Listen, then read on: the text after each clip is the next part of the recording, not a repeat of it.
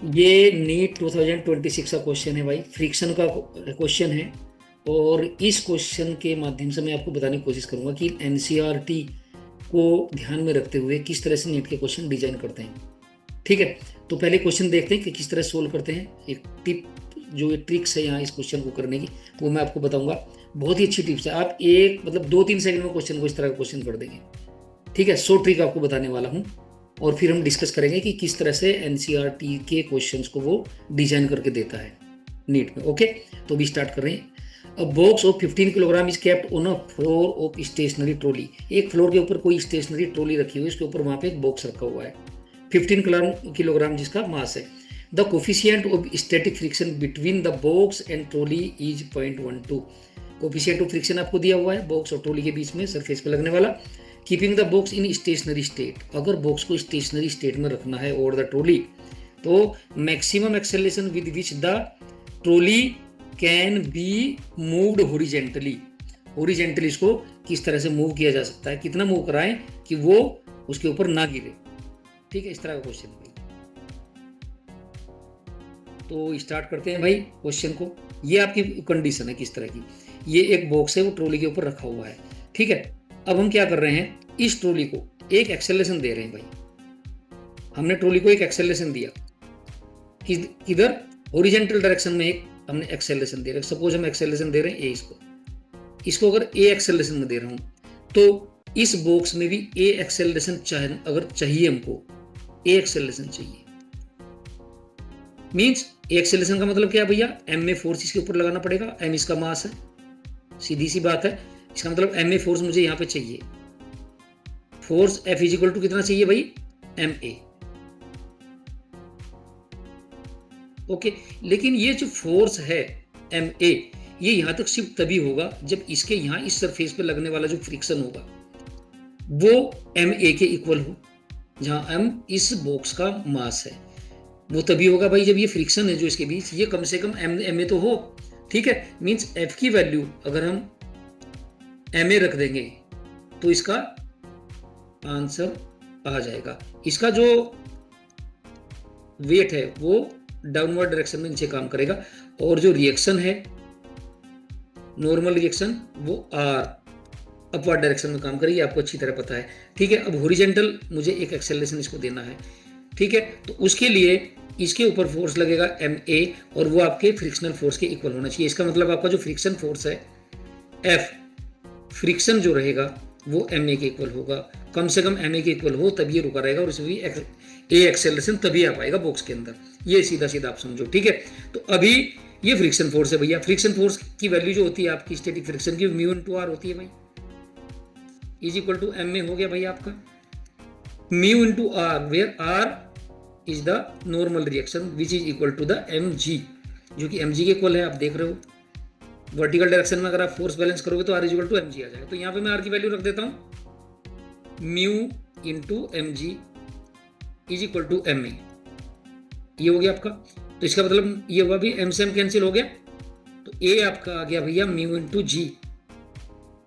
ये आपका नीट का क्वेश्चन है भैया। एक देखो कितनी जल्दी आपका आंसर है, लेकिन इसमें हमको लगभग 1 मिनट लग गया इस क्वेश्चन को सोल्व करने के लिए। अभी मैं आपको ऐसी ट्रिक बता दे रहा हूँ कि आप देखते ही क्वेश्चन सोल्व कर देंगे। पहली बात तो ये है यहाँ पे कि ये जो बॉडी का मास है ना, मास, इसके ऊपर यहाँ जो क्वेश्चन की सिचुएशन वो डिपेंड नहीं करती। मास के ऊपर चाहे वो दे के रखे, ये जो 15 kg उसने दिया है मास, इसकी हमको जरूरत ही नहीं पड़ी।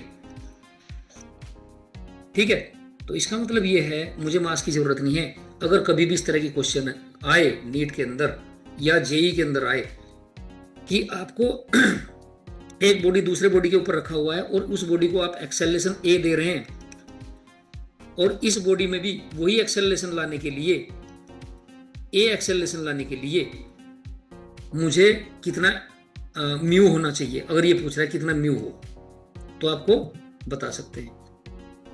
ये ऐसा भी हो सकता है वो म्यू देख रखे तो आप पूछ सकते हैं कि ए में कितना कम से कम जो ये ना गिरे कितना एक्सेलरेशन होगा। इस तरह क्वेश्चन पूछ सकता है। तो आपको केवल एक फॉर्मूला लगाना है, जो एक्सेलरेशन होगा ए इज इक्वल टू आपको केवल म्यू सरफेस, दोनों सरफेस के बीच में जो स्टैटिक को फ्रिक्शन कोफिशिएंट होगा वो इनटू जी करना है।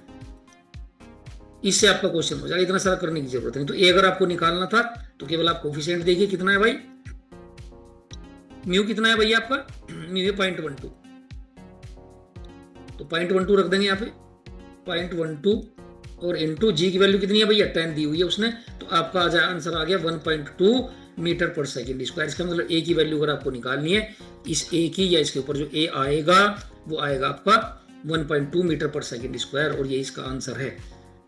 हाथों हाथ क्वेश्चन हो जाएगा। आपको केवल ये क्वेश्चन यूज करना है, इसको आप लर्न रख सकते हैं, इसको सेव कर लीजिए माइंड में, ए इज इक्वल टू म्यू जी, बस क्वेश्चन आपका हो जाएगा। ये नीट 2026 का अभी जो रिसेंटली हुआ उससे पहले जो आया था 2026 में, ठीक है, उसमें क्वेश्चन था ये। इसके बाद ये आपका ये क्वेश्चन है एनसीईआरटी का।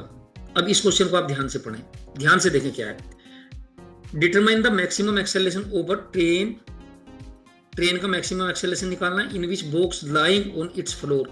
ये ट्रेन है भैया, ट्रेन का फ्लोर है और यहाँ पे कोई बॉक्स रखा हुआ है, ये बॉक्स रखा हुआ है, ठीक है, ये बॉक्स रखा हुआ है और स्टेशनरी रखा हुआ है। Given that the coefficient of static friction between the box and train floor is 0.15, ठीक है, पॉइंट म्यू मतलब म्यू की वैल्यू आपको दी हुई है 0.15, तो आपको मैक्सिमम एक्सेलरेशन इसका निकालना है, ठीक है, ताकि ये बॉक्स स्टेशनरी रहे, फिसले नहीं। तो आपको ए की वैल्यू निकालनी है भैया, किसका, ट्रेन का, ट्रेन में कितना एक्सेलरेशन रहे, ये ट्रेन है तो कितना एक्सेलरेशन रहे। तो मैंने आपको फार्मूला बताया था, अगर किसी बॉडी के ऊपर, ट्रेन के ऊपर समझ लो, कार के ऊपर समझ लो, उसका एक्सेलरेशन ए है और उसका भी एक्सेलरेशन ए चाहिए, या इसको फिसलना नहीं है, इतना मैक्सिमम एक्सेलरेशन कितना दे सकते हैं, तो आपको फार्मूला बताया A is equal to mu into G रखना है बस। कोई फोर्स बैलेंस, कोई कुछ करने की जरूरत नहीं है, कितना आर लगेगा, कितना एम जी होगा, कितना इसमें एम ए होगा और कितना इस पर बैक फ्रिक्शन लगेगा एफ, कुछ बैलेंस कर, आप केवल फॉर्मूला लगाएंगे ए इज इक्वल टू म्यू जी। तो म्यू कितना दिया हुआ है उसने 0.15 हो गया भैया। जी की वैल्यू कितनी दी हुई है भाई उसने 10, नहीं दी हुई है तो 10 रख लो आप, तो आंसर आपका आ गया 1.5 मीटर पर सेकेंड स्क्वायर। ये एनसीईआरटी का एग्जाम्पल है 11th क्लास का। इस वाले क्वेश्चन में आप देखेंगे इसमें और इसमें क्या डिफरेंस है, कुछ भी डिफरेंस नहीं है, केवल बॉडी चेंज कर दी है। यहाँ पे ट्रॉली होगी, वहां ट्रेन थी, ओके, और यहाँ पे बॉक्स हो गया, वहां पे कोई बॉडी रखा हुआ था, बस इतना अंतर है। और आपका question A is equal to mu G से आपका निकलने वाला है। तो ये ट्रिक बहुत अच्छी है, ये काम आएगी आपके फ्रिक्शनल क्वेश्चन को इस तरह की प्रॉब्लम सोल्व करने के लिए, ठीक है भाई।